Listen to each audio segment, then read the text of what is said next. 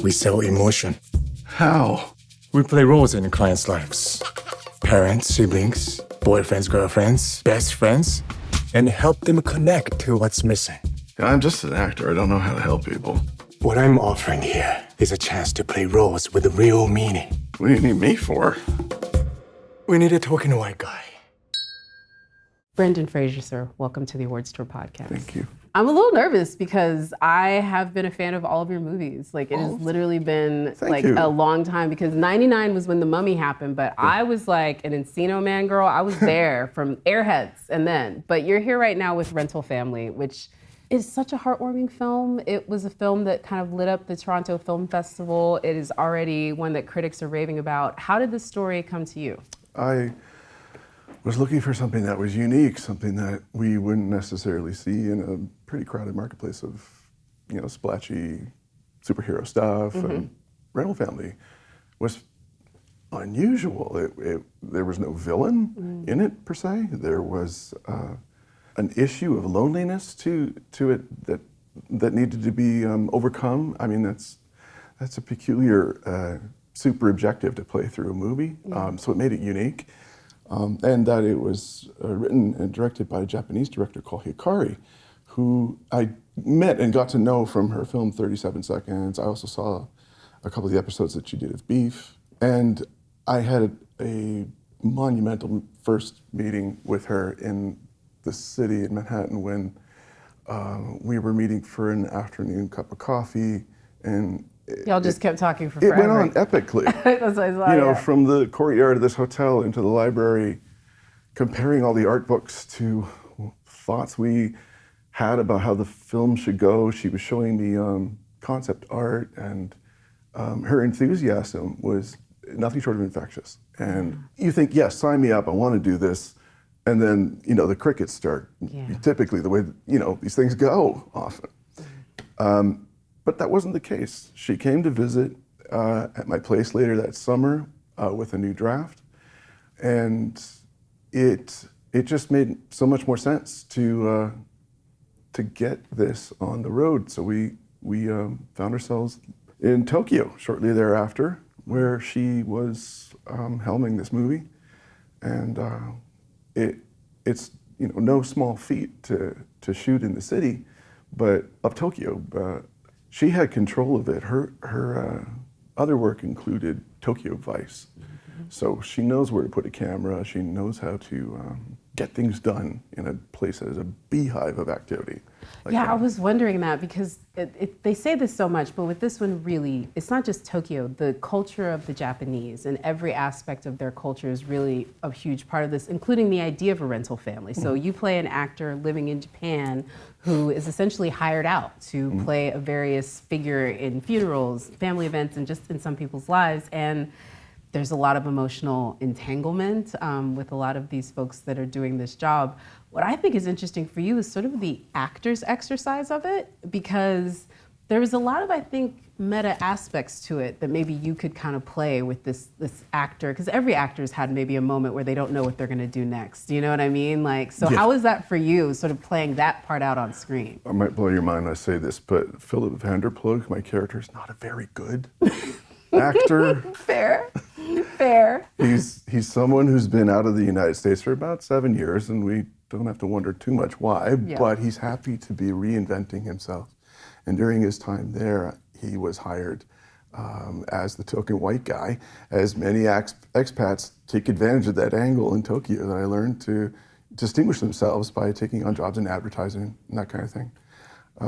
So I think he got hired to do this toothpaste commercial and be Mr. Clearbright Man, which was convenient, put a little money in his pocket, and he might have started his acting career around that time. Wow. So let's disabuse ourselves of any creative artistry that he might have. But the point is, he's searching, he's looking for something better, and he might not even know it yet. But he does kind of back into this opportunity with an agency that rents members of families to their clients. The clients being people who are bereft of a daughter, a sister, a boyfriend, their mother, for whichever reasons. And to fill that void, even though it might be only make believe, and hence needing actors to do the job convincingly. What happens is the more thorny or prickly ethical and moral questions arise, and that's where this director, Hikari, comes in, because the movie lives in that sort of area right in between, where we have to decide what is make-believe and how does it serve a purpose to give the service to people that they need, even if everyone knows they're pretending. And is that acceptable? And as it turns out, yeah, it is. That's the one thing that's interesting about him. He's not acting, was what we kind of figure out as things progress, because I don't want to spoil too much about it, but these relationships end up being as real to him as anything in his life. You know what I mean? And I think the reason why he's so convincing is, to your point, he is the dad that day. He's finally touching on something of who he would naturally be. The cast of characters that are around you, the surrogate daughter, the older gentleman who's also playing one of the actors in this, they all really round out this cast and make the world feel so much richer. I'd be curious too if you could talk about working with them on set, because your chemistry with everyone is just so incredible. It's nice of you to say. Yeah. That's Mari Yamamoto. She played Aiko. She's an actress herself in the world of our film, but she's formerly fallen on bad times with that as an industry, and she's tried to find her way to make lemonade out of lemons from her career into working for this agency, but she's very protective of the clients because she has learned that she actually gets something out of this job more than what the clients would expect that they are. And it surprises her a great deal to explain this to Philip. Also, we have a character called Tada, played by Takahiro Hira. Tada is the owner of the agency. He, with best intentions to run a business, wants to make the world a better place.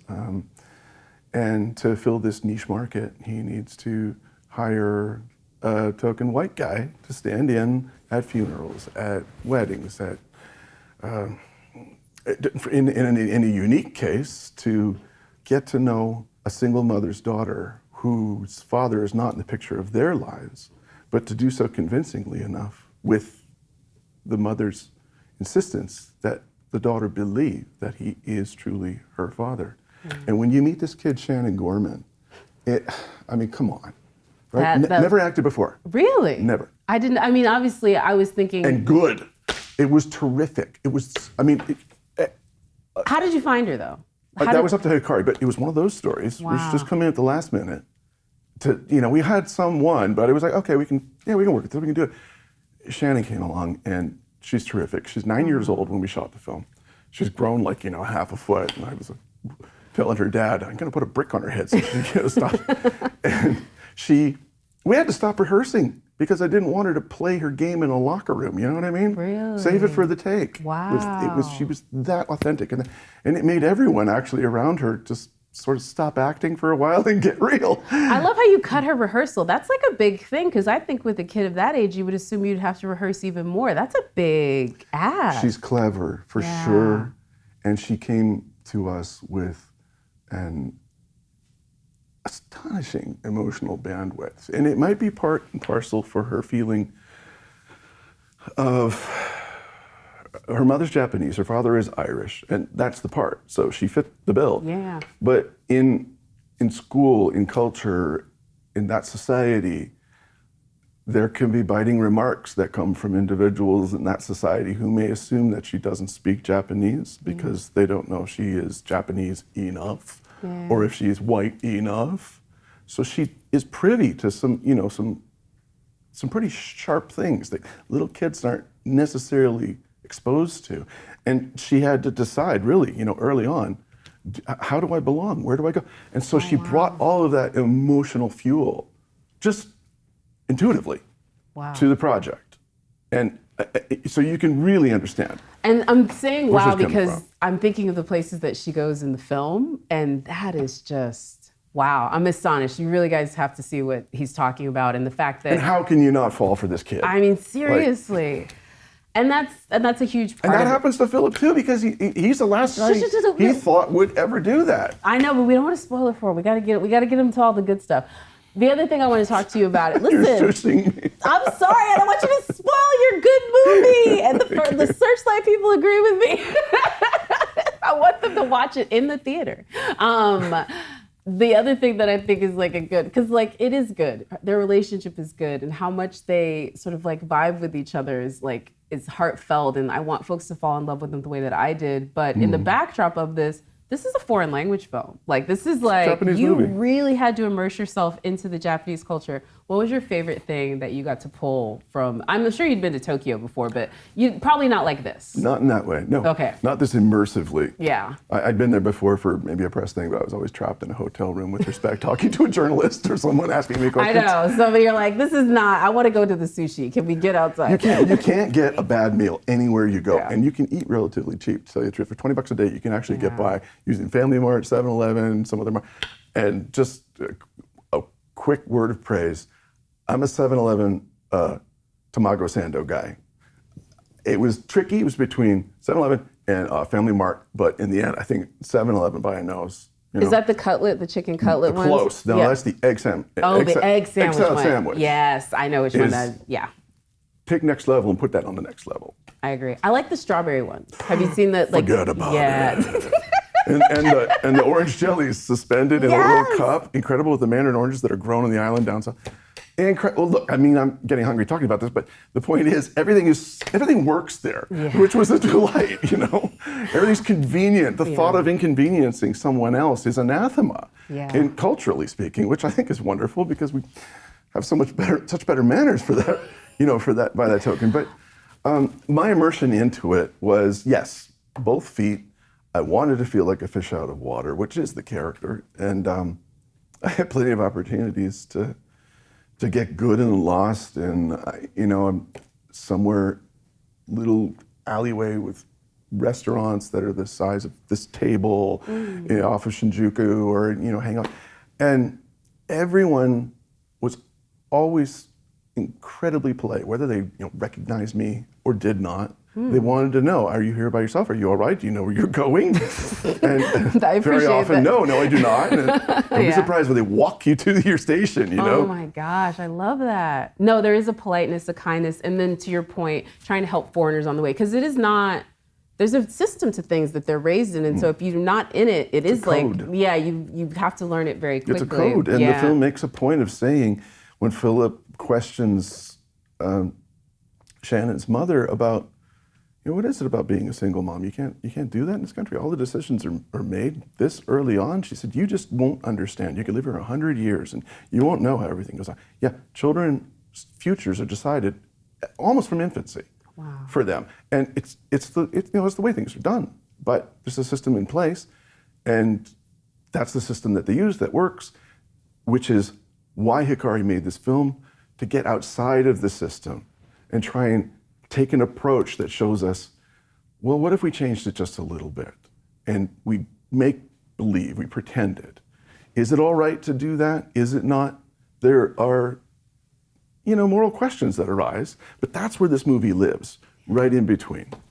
I was just about to say, because everybody in this movie is not playing by the rules. No. That's the best part about it, I think, and why it's like, again, it's still such a love letter to the country and to everyone in it.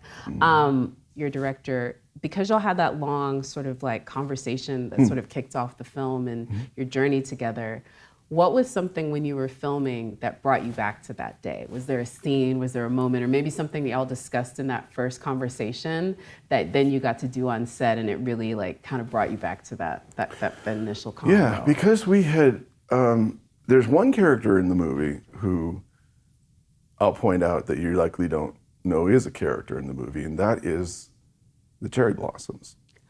Yeah. And the year that we shot this, the cherry blossom bloom was late. It's a big deal in Japan. It's a season, it's an occasion, it's a festival. I know, yeah. That's when we went, was that time of year. Yeah. Everything. You know what I'm talking about. But the blooms were late because of the weather, who knows. But, so we had to shut down for about a week and figure out how are we gonna, what are we gonna do, and wait for these tree flowers to come. And so that meant that everything that we had planned, like a battle plan about how to get on this bridge and where we're going to shoot this location. It really became urgent. And so the urgency of not missing out on this very narrow window. And I promise you, the 2 days after we shot that scene on the bridge, the wind blew so hard that all the trees were bare on the following Monday or Tuesday. Wow. Yeah, it's ephemeral. And that taught me a great deal about how to appreciate beauty because it can be gone so quickly. And it's that sort of thing that we talked about in that conversation when we met. Her namesake is spark, light, energy, Hikari. Mm-hmm. She is that. Have you met her? No, I hope haven't. you do. But I saw your videos together at TIFF and I kind of feel like I know her now. I'm not gonna lie to you. I hope you do. Yeah. She's something special. She really is. And as a director in Japan, which has a very cloistered set of rules about how things get done, it's typically by the man. She is someone who stands head and shoulders above many of the established Japanese directors who work within that market. Yeah. And that's monumental. That's really huge. And she's she got the earned credits. it. And it was not easy. I was there, I know. And I watched. I saw the courage that she showed to get this job done right. 37 Seconds and then Beef, and then she's done a few other things too. Yeah, you said Tokyo Vice as well. Yeah, no, tons of stuff. And yeah, it's a testament to this film. You can't make a film like this with that sort of emotional intelligence without having that. No, and on top of that, our second AC, or actually, no, our DP in running a camera, he worked on Lost in Translation at camera back in the day. So, and that was not shot on film because Sophia's dad said, get your hands on the most high-powered digital camera you can get yourself. You can at that time because you will not have time to move and replace magazines of film. You're going to have to be faster, lighter, move fast, and so many of those shots in Lost were stolen. I mean, they were stolen. And shooting in Tokyo, we learned permitting and rules are always followed. So if you deviate, like I said, from the way things are prescribed and done, someone notices or someone speaks up. So it took real courage to get around Tokyo and tell this story about what it means to have solitude and what it means to be alone in a crowd. Yeah. I want to see the BTS, Rental Family, Tokyo Drift. Anyway, this is crazy to think about, but I haven't also spoken to you since your incredible win at the Academy Awards, which is so cool. Because we spoke for The Whale on that one, and I know that was just such an emotional night, but now that you've had some distance from it, what do you think back most from that whole ride? That I'm incredibly fortunate. Many people helped to get me there. I felt absolutely a strong feeling of affirmation from my peers that I wasn't anticipating until it did. It made me feel like, I have this now. I better earn it. I mean, I'm not done yet, and I have. I still got a couple good ones left in me, I think, and I want to make sure that I'm able to make decisions that make sense. And that's easier said than done right now in the atmosphere of filmmaking that we all, our ecosphere, yours, mine, everyone's, that we exist in right now. Mm-hmm. But what I'm hopeful for is that reminds me that it all comes down to good storytelling. Yeah. So I'll be careful about the selections that I make. Well, you've made some good ones already. I mean, I don't know. I guess a career is a symbol of a whole bunch of different decisions, but I think I've enjoyed so many of the ones from your filmography where I think it's like a different choice, but like one that I vibe with like the most. And like, listen, I know a lot of people are going to talk to you about other things, but you and Ricky Lake and Mrs. Winterbourne, shout out. That is like one of the most heartfelt romances, and I used to watch it all the time. It's Really? Mistaken Identity. Yes, on the train. It's so good. I love it. It's so romantic. Isn't it though? It is. I'm not the only one. People vibe with you on Mrs. Winterbourne. It's because Ricky is irresistible. She and is. You're not bad in it either. Thank you. She can talk to anybody, and she knows how to skip, we know you're a polite person, etc., but she tells you how she feels, she gets right to the heart of the matter. Ricky and I had met actually around the time I was after, it was after I did Encino, man. I remember a friend of ours, I can't remember his name, a mutual friend, took us to a like a pop-up carnival, that happens in the Valley, like a fundraiser carnival. Yeah. And I had the funniest night with her when we were going and winning at ring toss, and she drove me back to my car that was parked at somewhere else. I can't remember where it was. That other friend's house, and she was so funny and gregarious and normal, and she sang the Little Mermaid song in the car a cappella, not a cappella, and also alongside her playing it, and did all of the voices. Of course she did. And she just had such unbridled enthusiasm and just joy that when Mrs. Winterbourne came along, I was like, yeah, I know her. Absolutely, absolutely. Oh, I dig that. And shout out to Ricky Lake doing Little Mermaid. That's a memory right there. I love it. And listen, y'all are driving through the valley. We're in Studio City right now. It's not that far from Encino. Look, everyone talks to you about that. I want to talk to you about the fact that you cameoed in all the other Pauly Shore movies. That's the thing that I was most interested in, because yes, Encino Man was its thing, but then you showed up on Son-in-Law and In the Army Now as Link, just like with no the, words. With the exception of Biodome, I think I was maybe burned out on it at that point. Apologies, Pauly. He's a hard guy to refuse, I gotta say. That is just so cute. He's like my brother, the knucklehead. I love him, and I want to help him out. Oh and my God. I, So I can see he's like, come on, man. Hey, Like, buddy, you gotta get a frog. I'm like, okay, you got me a frog. I dig it too. Listen, you have Encino Man, but then you also worked with Martin Scorsese. So like, let's look at the career that you kind of built here, sir. Like, you were everywhere, and I don't think people talked about this. What's the thing about being on Martin's set? I want you to know from you, like, what did you pull from that experience? It fulfilled the fantasy that I have of what would it be like to be in Michelangelo's studio.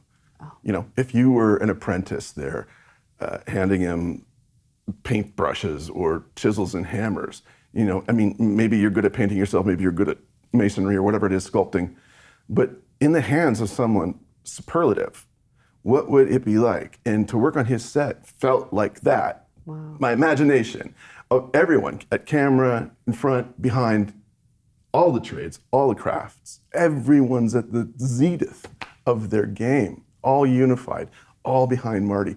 It was positively inspiring, and that film came along during COVID, so it could not have been a better occasion to make me feel like, hey, I still belong.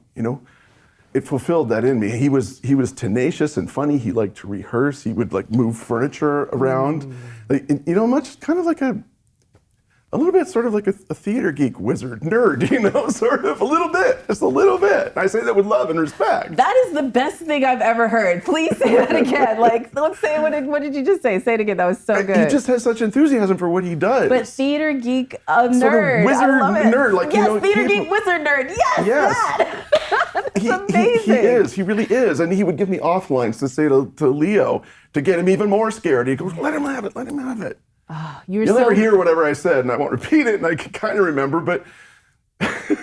You were so intimidating in all those courtroom That's what he said scenes. was required. He said, I want you forceful, I want you loud, I want you large, I want you big. And I was carrying a couple extra pounds that time in my life, and so I made it work to my advantage to dominate the guy. And that character was a composite of many different lawyers, and that trial was, Act 3 in a Scorsese movie, when, reckoning time, it's time to, pay for your sins. What's going to happen? The trial. Yeah. Boom. And so he had to make a big statement. He had John Lithgow arguing the other side to protect this monster being played by Robert. And he was insistent that this was aggrandizement composite of all the different lawyers that came through all those trials, because they might not have been very good lawyers necessarily from what I researched, but they were all bombastic and they had huge personalities,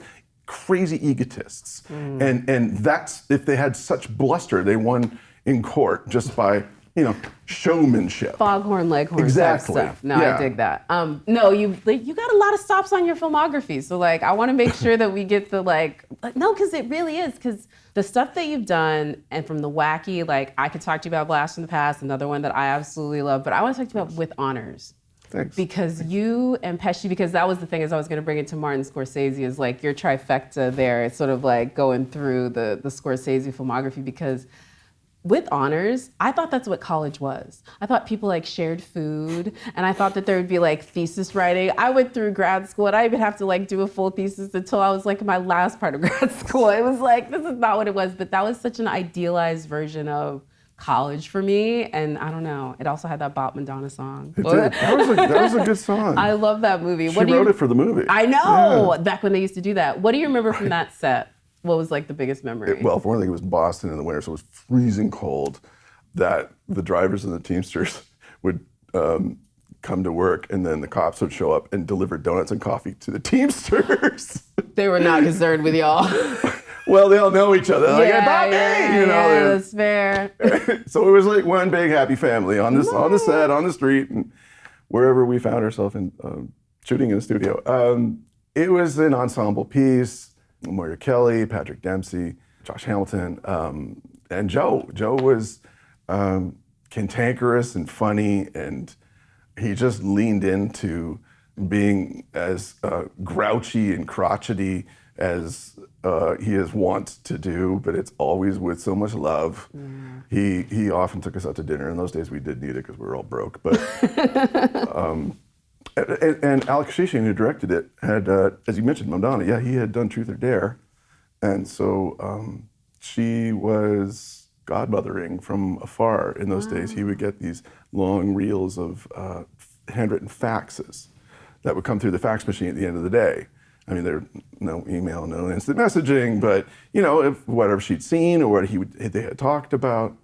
Wow. And it felt good knowing that, like, wow, there's this like affluent mega pop star who has such accomplishment herself, but he is a filmmaker that she admires and respects, and we had, in that way, we had that kind of support. And she did. She wrote that song just for the movie. Such a great one. We are about to get out of here, but I'm sorry, I have to do this. They'll kill me. There's some news about a certain Mr. Rick O'Connell and the Mummy. And I know you can't say anything because it's like whatever. But if you were going to get into your old Mummy hijinks, what do you think you and Miss Rachel Weisz would want to get into? What would you want to see the O'Connors getting into? What I can tell you, Okay. and you know that my lips are sealed, but what I can tell you is that it'll give the fans what they want. Okay. That's it? For now. And with fingers crossed, will there be whips? and best hope. There'll be what? Will there be whips? He had a big. Oh, right, yeah. We're going to be a lot kinder to the camels this time around. Okay. I'm like, I'm giving me something. No, this is great. No, as a fan, I mean, I have my DVD over there. Thank you. You're on the cover of it. You could look at it. Give me a pen, we'll sign it. I just came from Minnesota at the fan convention, where I promise you, no less than 500 of those came through my line of people's DVDs and VHS copies. That's the best. And those are my people. And now they have kids, and they're introducing them to those films. And they're going to see the other one in theaters, 2027. I'm just kidding. Look at his face. All right, let's go. All right, thank you, sir. It was lovely. It's my pleasure, and I'm hoping I'm able to be back to tell you more about that when I know. As soon as you know. Thank you all for watching, and thank you again, sir, for being here with us. Pleasure.